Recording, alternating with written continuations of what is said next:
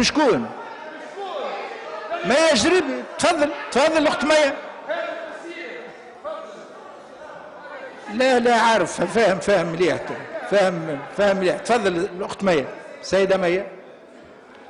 لا وفاهم باش نرجعوا الى عرض. لا وفاء النقاش، لان سيده ميا بالفعل طلبت عندها مده التدخل.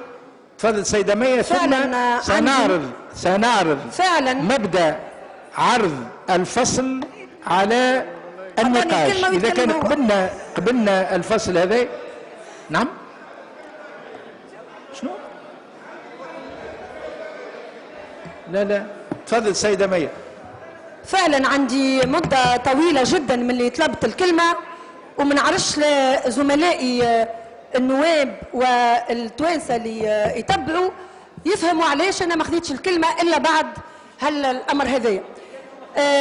عذرا ما نقطعوش بعضنا. أنا عندي بعض كلمات برقية وجيزة جدا، ومن بعد كل واحد يعطي رأيه. أنا نحب نقول أنه المسألة الخلافية هذه سوف لن تؤثر جوهريا على قانون المالية برمته، باش تأثر على الفلاحة بالتأكيد، ولكن بتأكد أيضا على عملية التسيير والديمقراطية داخل هذا المجلس.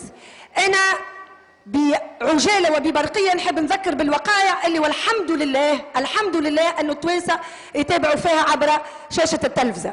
احنا بدأ التصويت، أعلنت من فضلكم يسالش، سمعتكم وانت بكل انتباه وبكل احترام أيضا. بدأ التصويت، علمتم سيد الرئيس أن التصويت بدأ، ووصلنا الناس كل تشوف أنه 78، ثم بعد ذلك قلتم أن التصويت انتهى، وبعد في الوسط قلتوا في الوسط من فضلكم احترمتكم. أبدا سيدة ميا، أنا باش نكمل كلمتي سيد الرئيس. أنا سيد الرئيس، سيد الرئيس الكلام ماهوش صحيح. ما تقاطعنيش، لا نقاطعك وقت اللي تقول حاجة ماهيش صحيحة.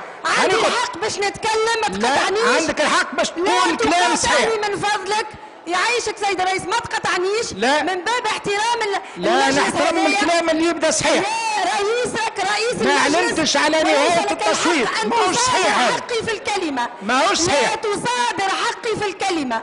مانيش صادر، هذا كلام عام هذا.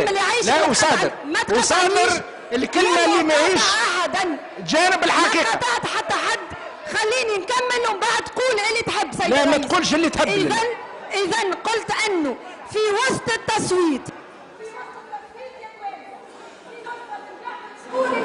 قص الكلمة، قص عليك.